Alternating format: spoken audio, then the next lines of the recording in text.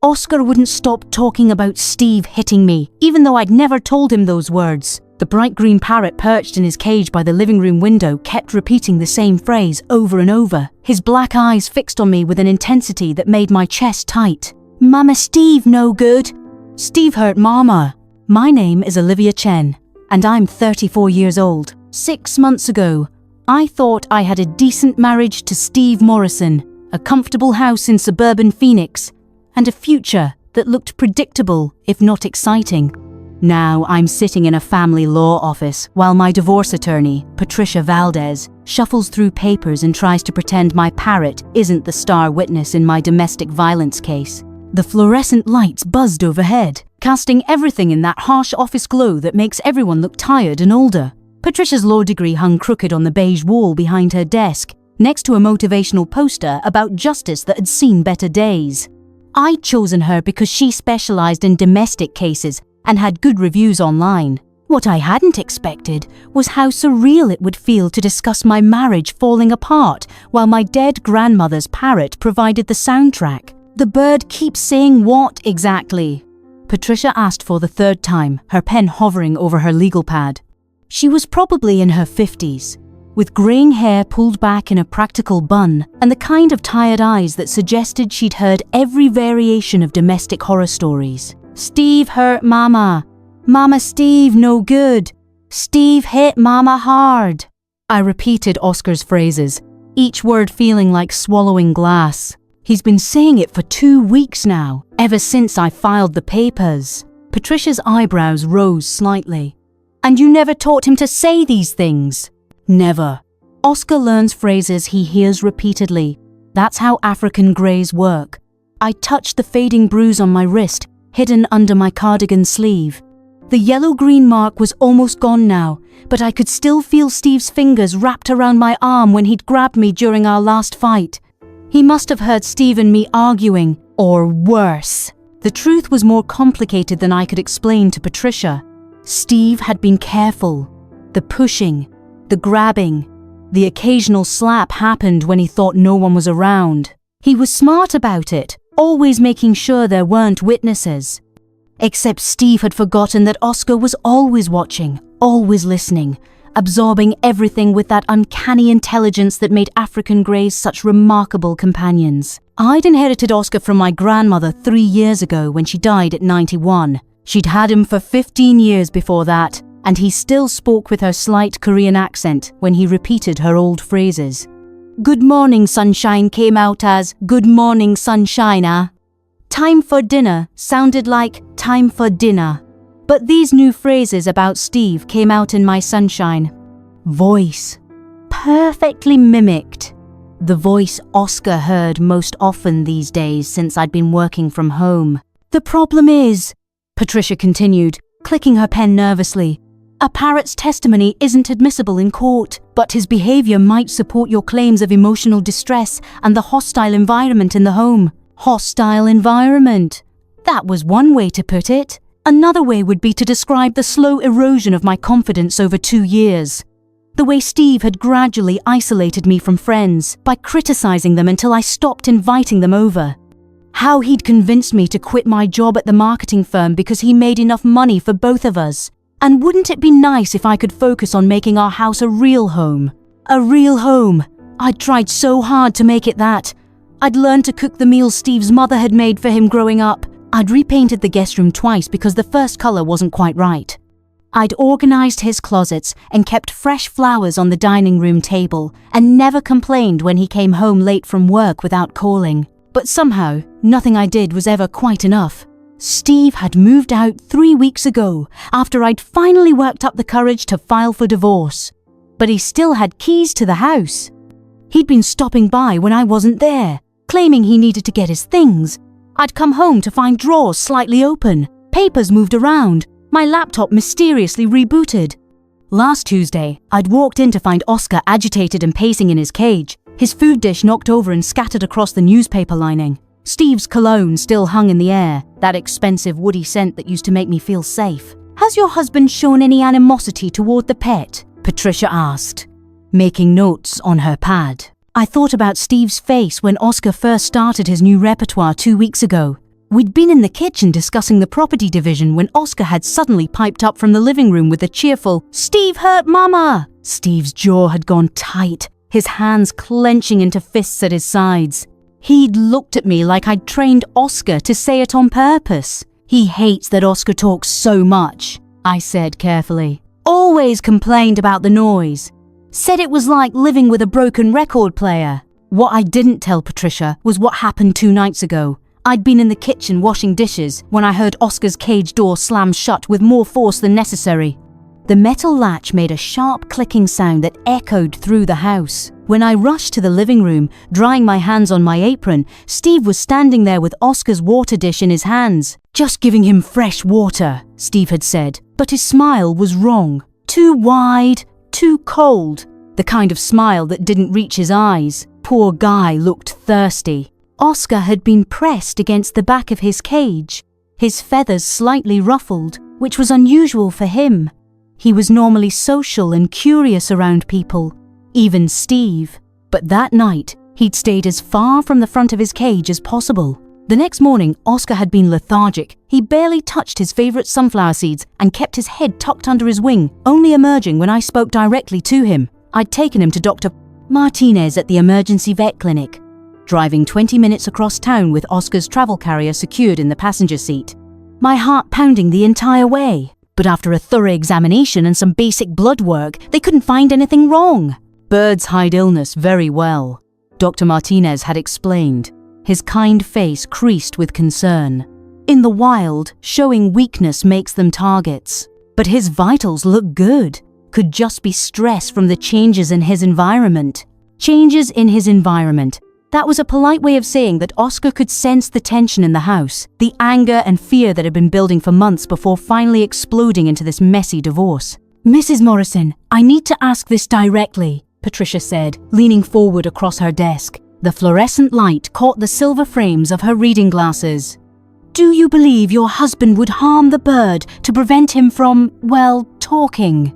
The question hung in the air between us like a physical presence.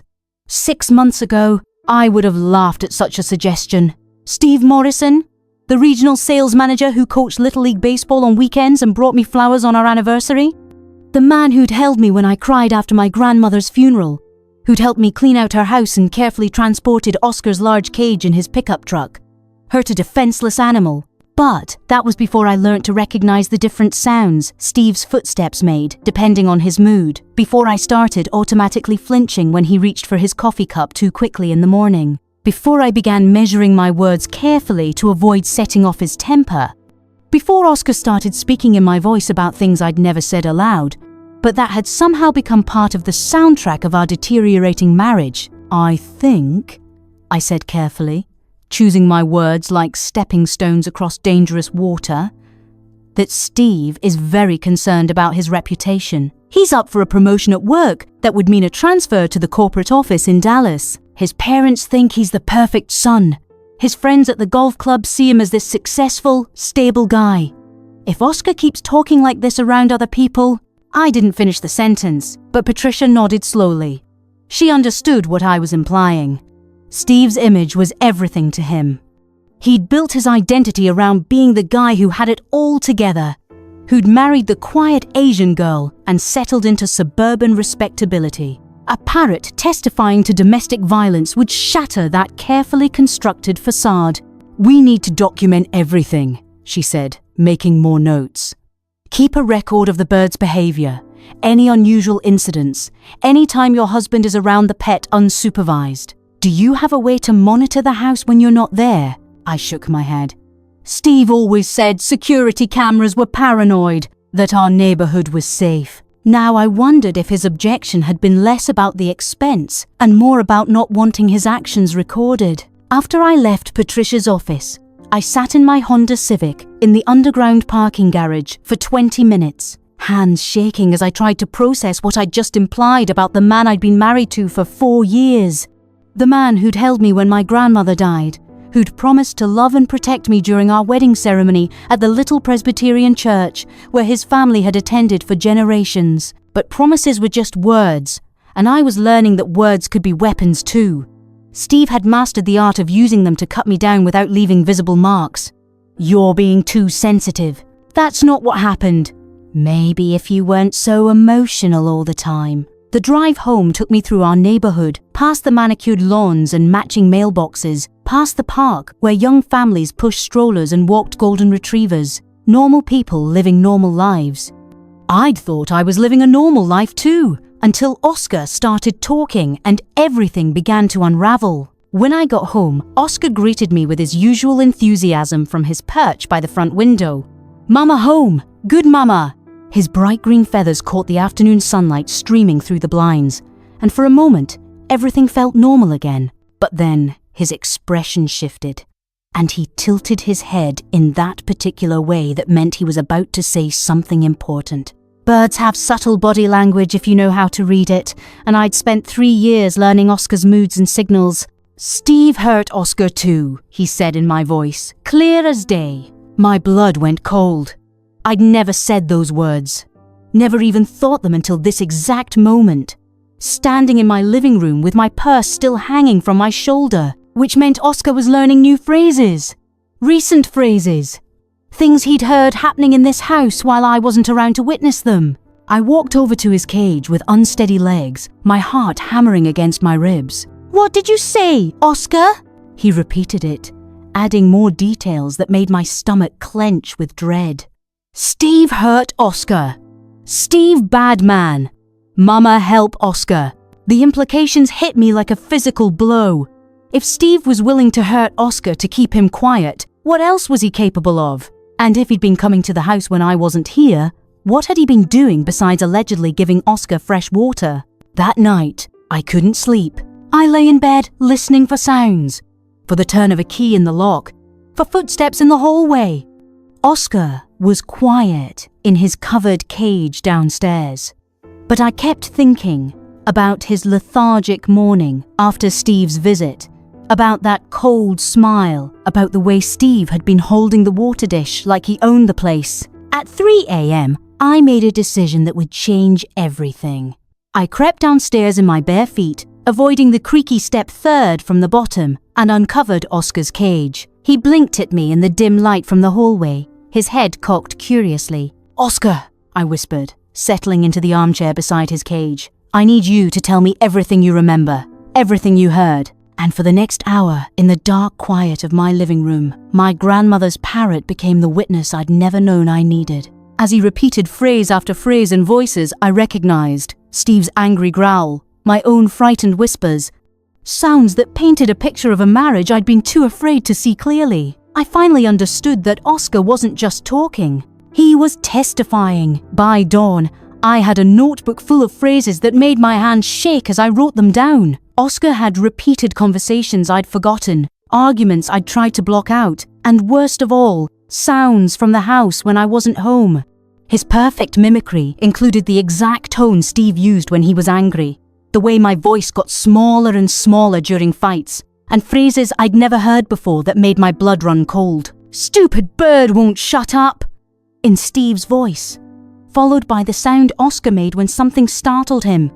A sharp, frightened chirp. "No one will believe you anyway," also in Steve's voice, but directed at Oscar, not me. Then came the phrase that changed everything. "Drink your water, Oscar. Be a good bird." I stared at Oscar perched in the early morning light filtering through the blinds. African greys were incredibly smart, but they didn't usually learn phrases about drinking water unless someone repeated them frequently, and Steve had never cared about Oscar's hydration before.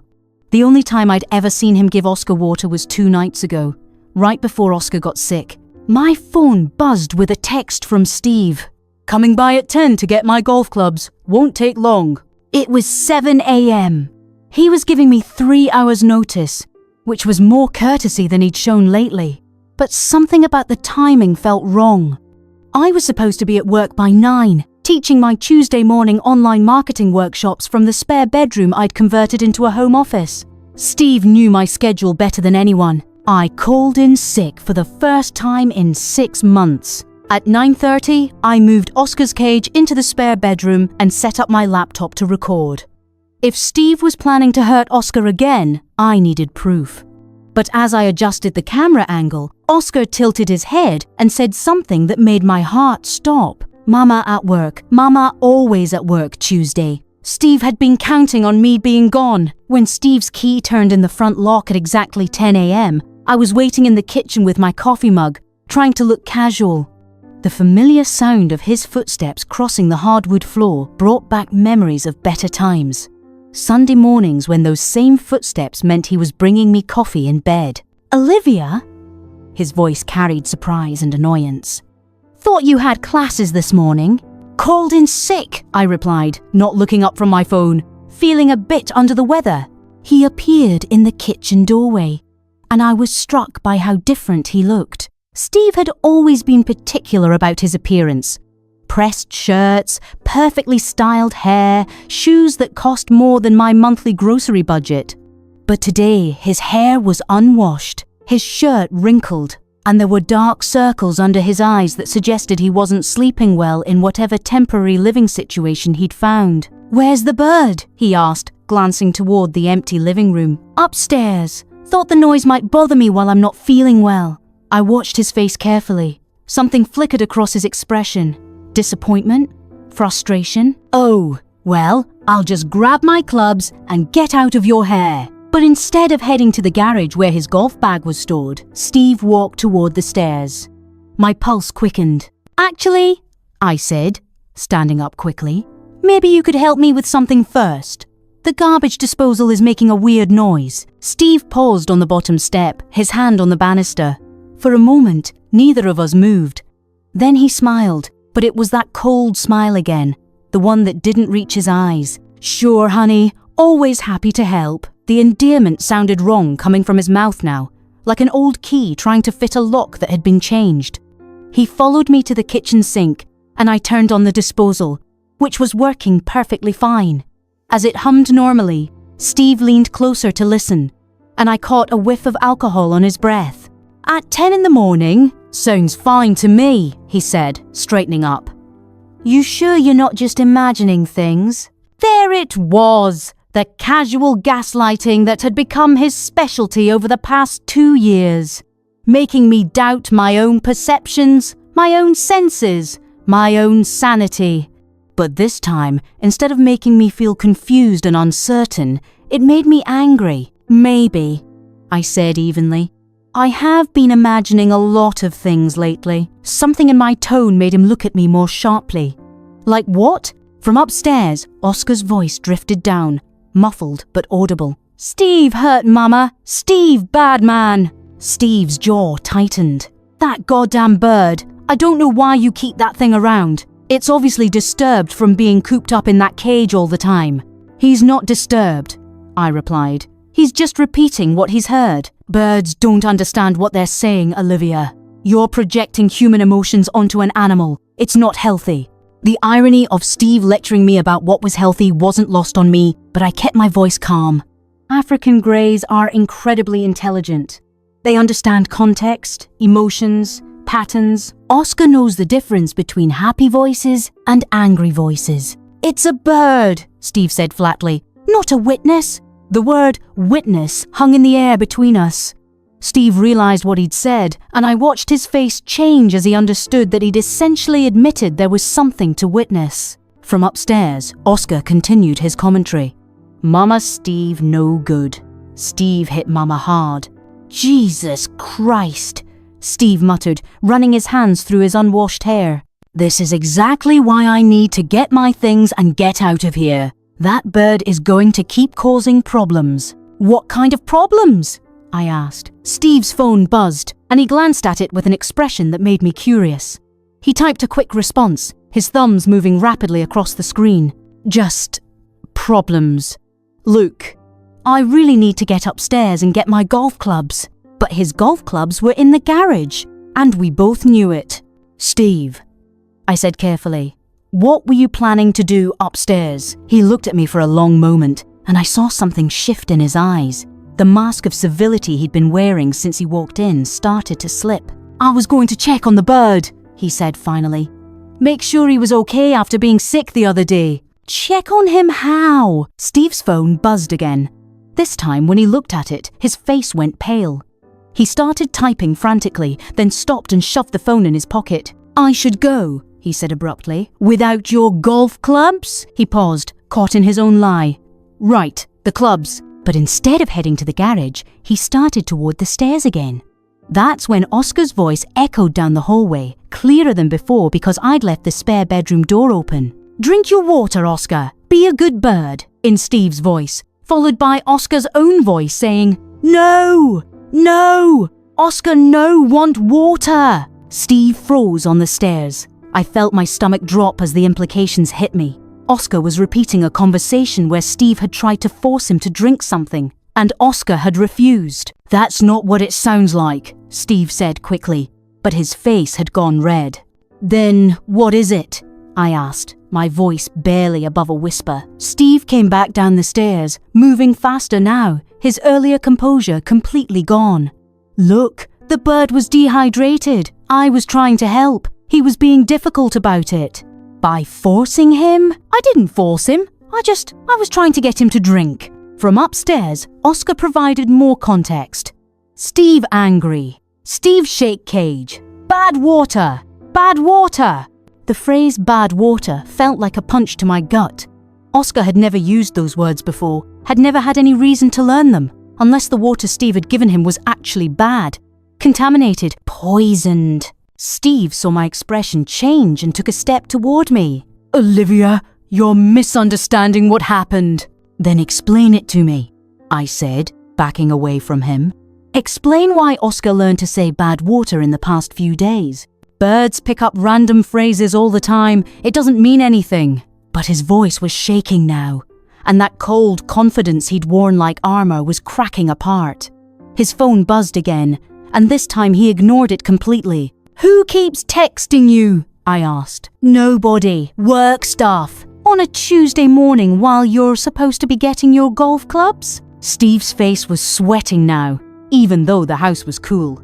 He kept glancing toward the stairs like he was calculating something, planning something. I think you should leave, I said quietly. Not without my clubs. They're in the garage, Steve. They've always been in the garage. He stared at me for a long moment, and I realized with crystalline clarity that my husband, my soon-to-be ex-husband, had been planning to go upstairs to finish what he'd started 2 nights ago. He'd been planning to hurt Oscar while I was at work, probably assuming I'd come home to find my grandmother's beloved Parrot dead, maybe from some tragic accident or sudden illness. And he'd been coordinating with someone else, someone who'd been texting him instructions or updates or encouragement. Steve, I said, my voice steadier than I felt. What did you put in Oscar's water the other night? For a moment, I thought he might actually tell me the truth. Something flickered across his face. Guilt, maybe, or regret. But then his phone buzzed again, and whatever moment of conscience he might have had disappeared. I don't have to listen to this, he said. And I don't have to explain myself to you anymore. We're getting divorced, remember? That was your choice. He headed for the front door, abandoning any pretense of getting his golf clubs. This isn't over, Olivia, he said as he reached for the door handle. You can't prove anything, and nobody's going to believe a story about a talking bird. After he left, I sat in my kitchen for a long time, listening to Oscar's voice drifting down from upstairs. My grandmother's Parrot, who had survived 18 years in 2 different homes, who had learned to speak Korean phrases and English phrases, and now spoke the secret truth about my marriage. But they might believe a recording of Steve's own admission. I spent the rest of that Tuesday meticulously setting up recording equipment around Oscar's cage and throughout the house. My laptop positioned for optimal audio pickup, my phone with its high-quality recording app, even the old digital recorder I'd used for work interviews back when I had a real office job with the marketing firm. Every device I could find, all aimed at capturing not just Oscar's testimony, but any conversations that might occur during future confrontations. The house felt different as I prepared these recording stations. For months, it had been a place where I felt constantly monitored and judged, where I'd learned to move quietly and speak carefully to avoid triggering Steve's anger. Now, I was the one doing the monitoring, transforming our home from a place of fear into a carefully orchestrated evidence-gathering operation. I tested each recording device multiple times, making sure the audio quality was clear enough to capture nuanced conversation, that the battery levels were sufficient for extended recording sessions, and that the files would be automatically saved to cloud storage, where Steve couldn't delete them if he discovered what I was doing. Oscar watched these preparations with interest, occasionally commenting with his now familiar phrases about Steve being a bad man and Carol bringing problems. But he also seemed to understand that something significant was happening.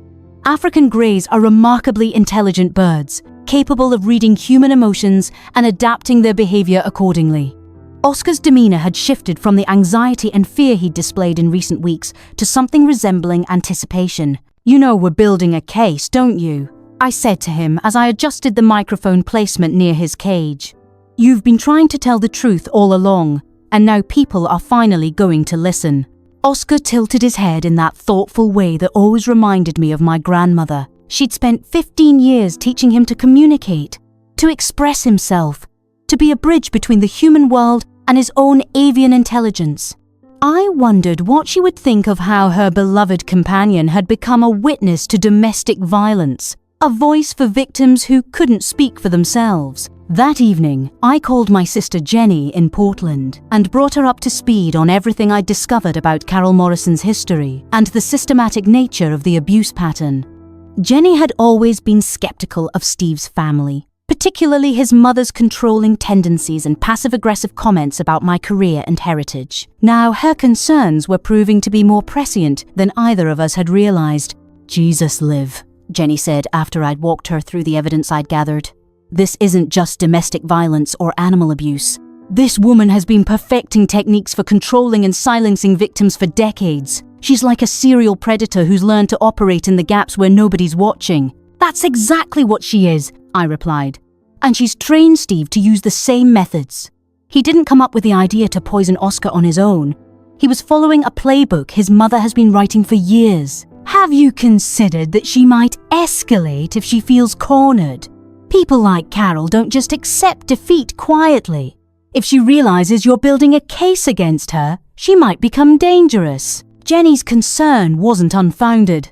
I'd been thinking about Carol's pattern of making problems disappear quietly and efficiently. If she saw me as a threat to her decades of carefully maintained control, what methods might she use to eliminate that threat? The thought sent chills down my spine, but it also reinforced my determination to document everything thoroughly before she realized what was happening.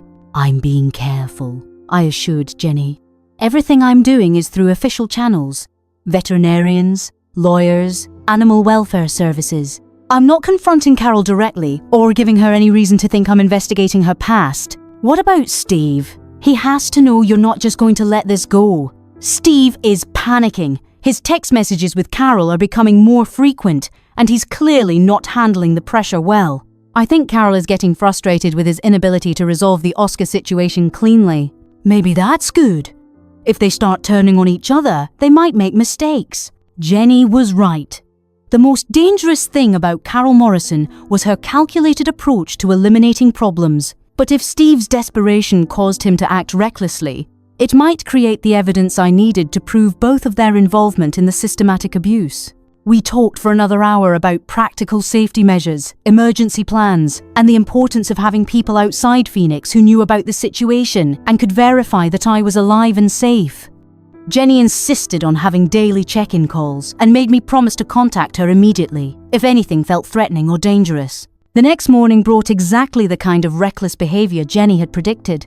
I woke up to find Steve's car parked in my driveway at 6 a.m., 2 hours before he'd ever shown up for any previous visit. Oscar started squawking immediately, not his usual chatter, but the sharp, distressed calls he made when he sensed danger or threat. I quickly activated all my recording devices and positioned myself where I could observe Steve's approach to the house. Instead of using his key as he had before, he was knocking on the front door, pounding. Really, with an urgency that suggested Carol had given him new instructions that couldn't wait. "Olivia!" he called through the door. "I know you're in there. We need to talk. This situation has gone on long enough." I took a deep breath and opened the door, making sure to stay in the doorway rather than letting him inside, where he'd have more control over the interaction. Steve looked terrible, his hair unwashed, his clothes wrinkled like he'd slept in them, dark circles under his eyes that suggested he'd been awake most of the night. "It's 6 in the morning, Steve," I said calmly. What's so urgent that it couldn't wait until a reasonable hour? The bird, he said without preamble. This thing with the bird has to end today. My mother and I have found a solution. What kind of solution? Steve pulled out his phone and showed me a text message from Carol. Sanctuary confirmed. They'll take problem birds immediately. No questions asked. Steve needs to bring it in this morning before they change their minds. I stared at the message, feeling ice form in my stomach. This wasn't a legitimate animal sanctuary. This was Carol's euphemism for whatever final solution she'd devised for Oscar. The urgency, the emphasis on no questions asked, the instruction to bring Oscar in immediately, all of it suggested that Carol had found a way to make Oscar disappear permanently. "I'm not giving you Oscar," I said firmly. "You don't have a choice," Steve replied, his voice carrying a desperate edge I'd never heard before. "That bird is destroying everything. My promotion, my reputation, my future. My mother says it's the only way to fix this." From inside the house, Oscar's voice carried clearly to where we stood. "Steve, bad man. Carol hurt animals. Mama don't give Oscar to bad people." Steve's face went white when he heard Oscar articulate exactly what was happening in real time. The bird wasn't just repeating old phrases, he was responding to the current conversation, demonstrating the intelligence and awareness that made him such a compelling witness. "The bird understands what you're planning," I said, watching Steve's reaction. "He knows you and your mother want to hurt him. Birds don't understand anything. They just repeat sounds without meaning. Then why are you so afraid of what he's saying?" Steve's phone buzzed with another message, and when he checked it, his face became even more pale. "My mother says if you won't cooperate, there are other ways to handle this." The threat was implicit but clear. If I wouldn't voluntarily surrender Oscar to their sanctuary, Carol was prepared to use more direct methods to silence him. Methods that might not be limited to animal victims. "Steve," I said carefully, "what exactly has your mother told you to do if I refuse to give you Oscar?" Steve looked at his phone again, then at me, and for a moment I saw something that might have been the man I'd married 4 years ago. Someone conflicted, someone who recognized that the situation had spiraled far beyond anything he'd intended when he first complained to his mother about Oscar's inconvenient testimony. She says you're too emotionally attached to the bird to make rational decisions, that you need help understanding what's best for everyone involved. Help understanding? She's coming over at 8. She says she can explain things in a way that will help you see reason.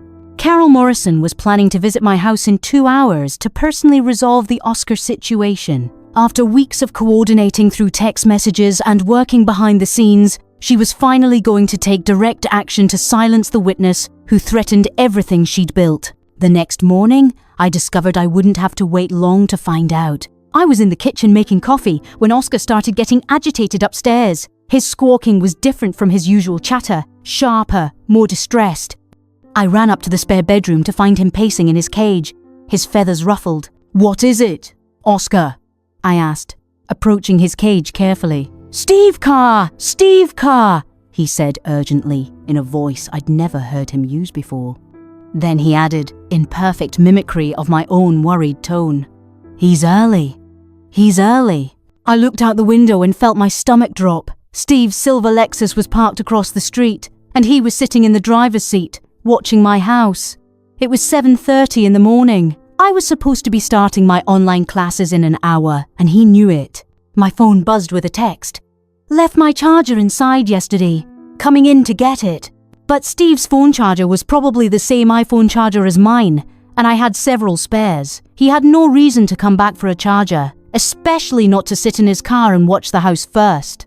I quickly turned on all my recording devices and brought Oscar downstairs to the living room, positioning his cage where the microphones could pick up his voice clearly. If Steve was planning another attempt to hurt him, I wanted everything documented. When Steve's key turned in the lock 10 minutes later, Oscar immediately started his repertoire. Steve, bad man. Steve hurt Mama. Steve hurt Oscar too. Steve's footsteps paused in the hallway. When he appeared in the living room doorway, his face was already flushed with anger. Still teaching that bird to lie? I see, he said, but his voice was shaky. I haven't taught him anything. I replied calmly. He's just repeating what he's experienced. Steve's phone buzzed, and he glanced at it quickly before shoving it back in his pocket. Whoever was texting him was still coordinating with him, still feeding him instructions or encouragement. "Who are you talking to, Steve?" I asked. "Nobody. Mind your own business." But his hand went to his pocket protectively, and I realized something important. The texting pattern, the way he kept checking and responding. This wasn't casual communication. This was someone who was actively involved in whatever Steve was planning. Someone who knew about Oscar, about the divorce, about Steve's desperation to control the narrative. "Is it your mother?" I asked, taking a guess based on the timing of his phone checks and his obvious anxiety. Steve's face went white. "Leave my mother out of this!" Carol Morrison had never liked me, had never thought I was good enough for her precious son. She'd made that clear from the beginning of our relationship, with her passive-aggressive comments about my career, my family, my refusal to attend her Methodist church every Sunday. "What did you tell her about Oscar?" I pressed. "Nothing. I don't discuss our personal business with my mother." But Oscar chose that moment to contribute something I'd never heard before. "Carol, bird problem. Fix it." The words came out fragmented, unclear, like he was trying to piece together half-heard phrases from a distant phone conversation. Steve stared at Oscar in horror. "That doesn't mean anything. He just picks up random words." "She knows about the birds talking, doesn't she?" I continued, watching Steve's reaction carefully. "You called her for advice about what to do." Steve's face was getting redder. "This is ridiculous. My mother has nothing to do with this. But she gave you advice, told you how to handle the situation." Oscar added another fragment. "Just like school. Problem children." His voice trailed off, as if he was struggling to remember something he'd only partially heard. His phone buzzed again, and this time when he glanced at it, I could see his hands shaking slightly. Someone was definitely giving him instructions, and his increasing panic suggested it wasn't going according to plan. "Your mother told you to take care of the Oscar situation, didn't she?" I said. "And you came here expecting me to be at work so you could finish what you started 2 nights ago." Steve looked toward the kitchen, and I knew without him saying anything that whatever substance he'd used to poison Oscar was probably still in my house somewhere. Maybe hidden in a cabinet, maybe in his car. The important thing was that Oscar was alive, awake, and recording everything. "I want you to leave," I said quietly. "Now. And I want you to take whatever you brought to hurt Oscar." "I didn't bring anything," Steve said weakly. "I just came for my charger." "Your charger that you could buy at any gas station for $10, I replied. "The charger that's identical to the 3 spares I have in my junk drawer." Steve's phone buzzed insistently. He looked at it, and his face went from red to pale again. "I have to go," he said abruptly. "Yes, you do." As Steve stumbled toward the door, his phone buzzing incessantly with what were clearly frantic messages from his mother, I made a decision that would change everything. But I wasn't going to confront Carol Morrison. I was going to be smarter than that. I was going to let Steve's panic and his mother's controlling nature destroy them both. That afternoon, instead of calling Carol directly, I did something more subtle. I reached out to Dr. Martinez, Oscar's veterinarian, and asked him to document Oscar's condition after the suspected poisoning attempt.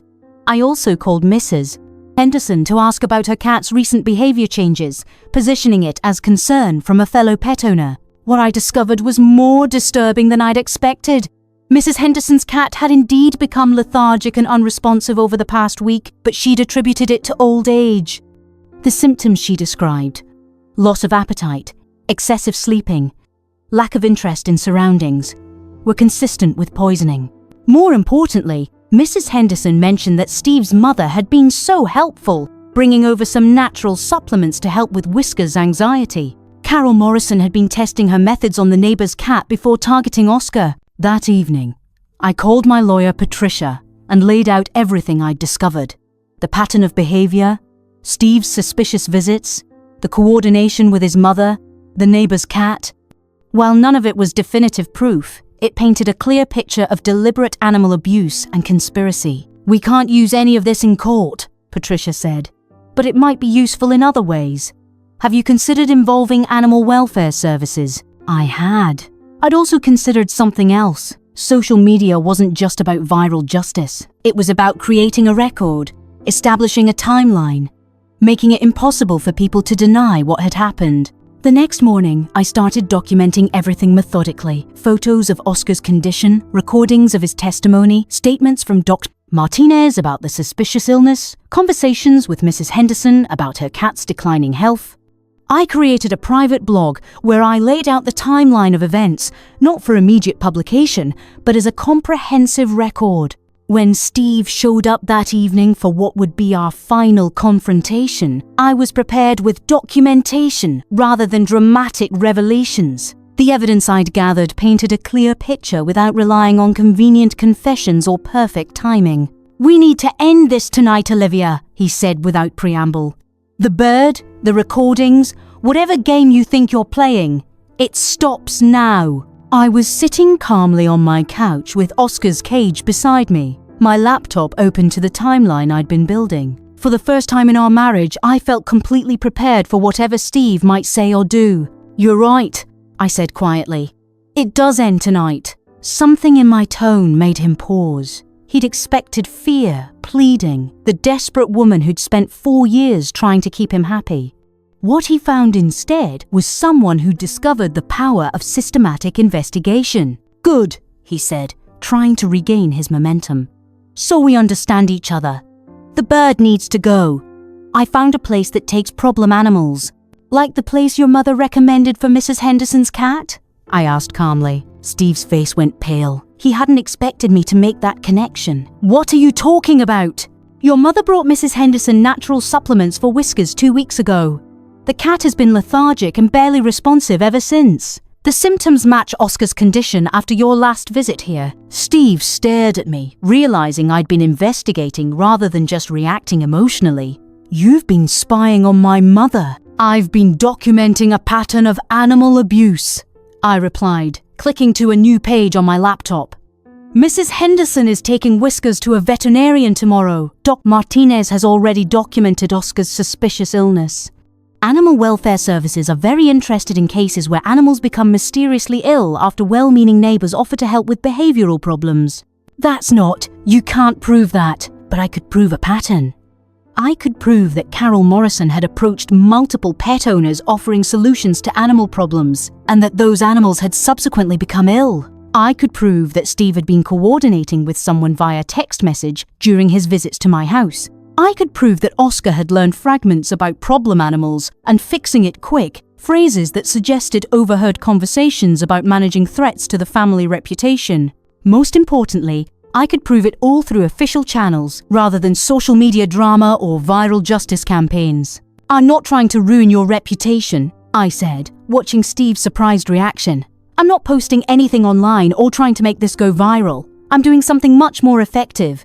"What?" "I'm filing a formal complaint with Animal Welfare Services. I'm providing them with evidence of a pattern of suspicious behaviour involving you and your mother around animals that became ill after she offered to help with their problems. I'm letting the authorities handle this through proper legal channels." Steve sat down heavily, the fight going out of him as he realised what this meant. A formal investigation would involve interviews, evidence collection, potentially criminal charges. Unlike social media outrage, this couldn't be spun or explained away. "My mother was just trying to help," he said weakly. "Your mother systematically approached pet owners offering solutions that resulted in those animals becoming seriously ill," I replied. "And you helped coordinate her efforts. That's not helping. That's a pattern of abuse." Steve's phone buzzed insistently.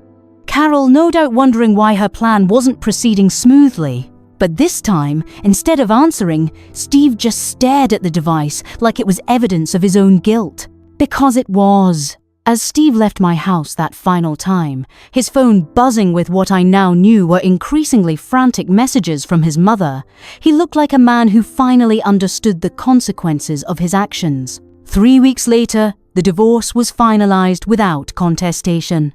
Steve's lawyer had advised him not to fight anything, since the ongoing animal welfare investigation made him legally vulnerable. Carol Morrison was questioned by authorities and ultimately faced charges related to animal cruelty. While she wasn't criminally prosecuted due to the difficulty of proving intent, the investigation revealed a pattern of behavior that resulted in her being banned from volunteering with any organizations involving children or animals. The story didn't go viral. There were no dramatic social media posts or public confrontations. Instead, there was something more powerful, a methodical, documented case that worked its way through proper legal channels and resulted in actual consequences. Mrs. Henderson's cat recovered with proper veterinary care once the supplements were discontinued. Oscar regained his full health and continued to serve as a perfect witness. Not through magical testimony, but through his documented condition and the clear timeline of his illness, coinciding with Steve's visit. As for Oscar and me, we found our new life together in a small house across town, where Oscar's cage sits by a large window and he can comment on neighborhood activities in his mixture of English, Korean, and whatever new phrases he picks up from visitors. He still occasionally says, "Steve bad man," and mentions bad water. But more often now, he says things like "Mama safe" and "Oscar happy" and "Good morning sunshine," in my grandmother's accent. I learned that justice doesn't always come from dramatic confrontations or viral social media campaigns. Sometimes it comes from patience, documentation, and working within systems designed to protect the vulnerable. Sometimes the most powerful testimony is the kind that holds up in court, not just in the court of public opinion. Oscar taught me that speaking truth doesn't make you disruptive, it makes you dangerous to people who profit from silence. And sometimes, being methodically, carefully, systematically dangerous is exactly what the world needs you to be.